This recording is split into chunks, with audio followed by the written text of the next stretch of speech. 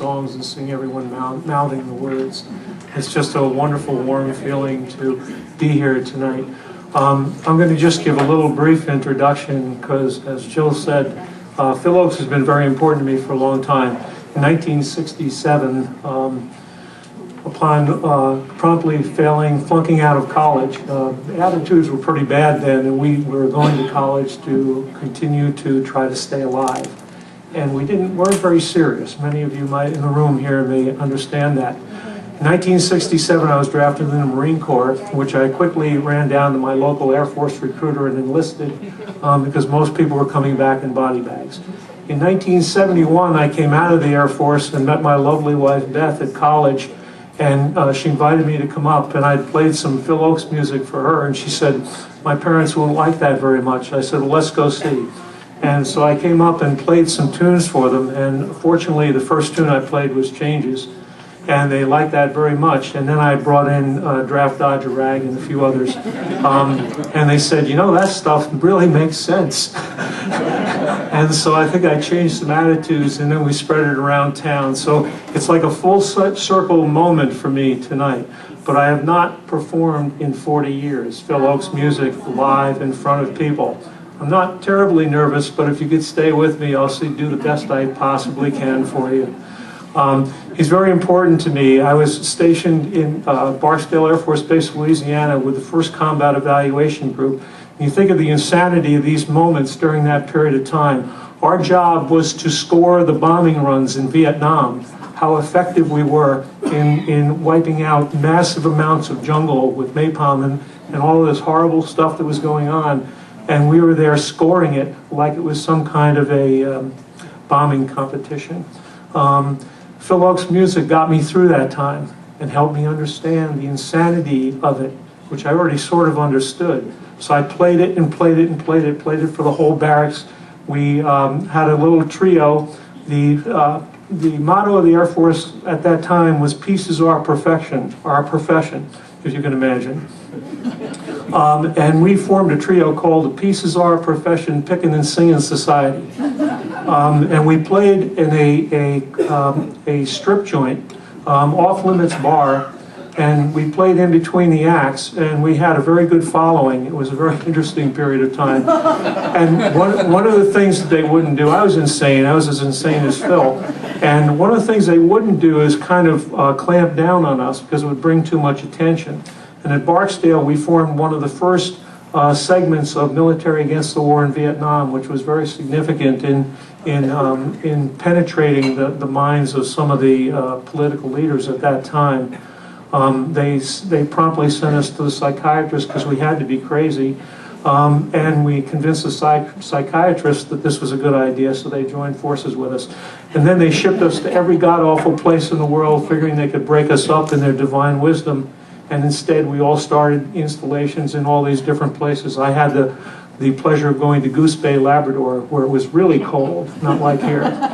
So with all of that, I just want to share a few words of Phil. Phil had a wonderful imagination. He had, as you saw in the movie, some great introductions to songs. I'm going to talk this one through and try to imagine for a moment that I'm in the spirit of Phil Ochs. I feel he's with me here tonight. It's a talking prelude to a song called Ringing of Revolution. So pretend for a moment that I am the personification of Phil.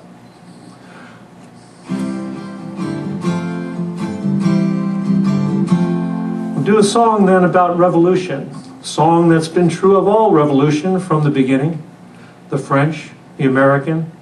This is a fictional song, a cinematic song. Picture, if you will, a mansion on the top of a hill, housing the last of the idle rich, the last of the bourgeois, the last of the folk singers. As we were being encircled tighter and tighter by the ringing of revolution. Now all the people on the inside spiritually resembled Charles Lawton. And all the people on the outside physically resembled Lee Marvin. As a matter of fact, this song is so cinematic that they made it into a movie, directed by Otto Preminger. It stars Senator Carl Hayden as Ho Chi Minh. Frank Sinatra plays Fidel Castro. Ronald Reagan plays George Murphy. John Wayne plays Lyndon Johnson. And Lyndon Johnson plays God.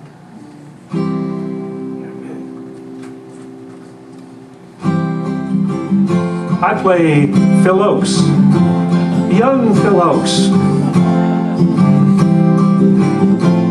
In a building of gold, with riches untold, lived the family for which the country was founded. And the merchants of style, with their red velvet smiles, with hair, but they also were hounded. And the soft middle class crowded into the last, for the building was fully surrounded. And the noise outside was the ringing of revolution. Softly they stared as they sank in their chairs, searched for a comforting notion. And the rich silver walls looked ready to fall, and they shook in doubtful devotion. And the ice cubes would clink as they freshened their drinks, wet their minds with bitter emotion. And they talked about the ringing of revolution. We were hardly aware of the hardships they bared, for their time was taken with treasure. And life was a game, and work was a shame, and pain was prevented by pleasure. And the world, cold and gray, was so far away that a distance only money could measure. And the thoughts were broken by the ringing of revolution. Oh, the clouds filled the room with a darkening doom, and the crooked smoke rings were rising. How long will it take? How can we escape? Someone asked, but no one's advising. And the quivering floor responds to the roar of a shake, no longer surprising. And closer comes the ringing of revolution. Oh, softly they moan, please leave us alone, as back and forth they are pacing. And they cover their ears and they try not to hear, with a pillow of silk they're embracing. And the crackling crowd is laughing out loud, peeking in at the targets they're chasing. Now trembling inside the ringing of revolution. Oh, a compromise sway, they gave it halfway when they saw that rebellion was growing. Now everything's lost as they kneel by the cross, where the blood of Christ is still flowing. Too late for their sorrows, they reach their tomorrow, and they reap the seed they were sowing. Now harvested by the ringing of revolution. In tattered tuxedos they face their new heroes and crawl about in confusion. And they sheepishly grinned, for their memories were dim of the decade's dark execution.